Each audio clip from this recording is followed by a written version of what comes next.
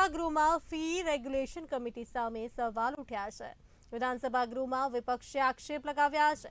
FRC અને શાળાઓની સાઠગાંઠ ચાલે છે। એફઆરસી કમિટી બનાવવામાં આવી છે તે યોગ્ય કામ કરતી નથી।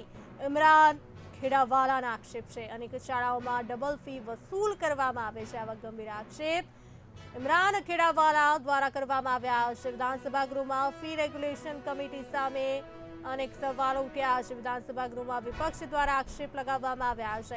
એફઆરસી અને શાળાઓની સાઠગાંઠ ચાલે છે। એફઆરસી કમિટી બનાવવામાં આવી છે તે યોગ્ય કામ કરતી નથી।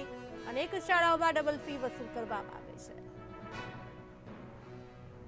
એફઆરસી એટલે ફી રેગ્યુલેશન કમિટી, અને આ કમિટી એટલા માટે સરકારે બનાવી છે કે જે વિદ્યાર્થીઓ ભણે છે સ્કૂલોના અંદર ને પ્રાઇવેટ શાળાઓના અંદર જે શાળાઓ જે પ્રમાણે અલગ અલગ ચાર્જ વસૂલ કરે છે તેના માટેની આ કમિટી છે। પરંતુ સરકારના જવાબના અંદર કોઈ પણ સ્પષ્ટતા કરવામાં નહોતી આવી કે કઈ કઈ શાળાઓ આવી આ પ્રકારની ફી વસૂલ કરે છે અને કેટલી સંખ્યામાં છે તેની સરકાર તરફથી કે મંત્રી તરફથી કોઈ પણ જાતની માહિતી આપવામાં નથી આવી। મારા પાસે જે માહિતી પ્રમાણે ઘણી બધી એવી શાળાઓ છે જે વિદ્યાર્થીઓ પાસેથી ફી વસૂલ કરે છે, જેના કારણે તેના પરિવારના જે ઘણા બધા લોકો છે, વાલીઓ છે, એ પણ અમારા પાસે આવે છે કે આ શાળાઓ અમારા પાસેથી ડબલ ફી વસૂલ કરે છે।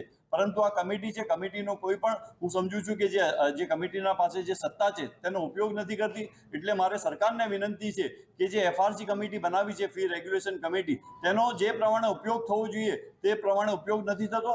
પરંતુ મને એવું લાગી રહ્યું છે કે એફઆરસીના જે સભ્યો છે એ શાળાઓ સાથે મેળાપાણી કરીને પોતપોતાનું કામ કરી રહ્યા છે એવું મને લાગી રહ્યું છે।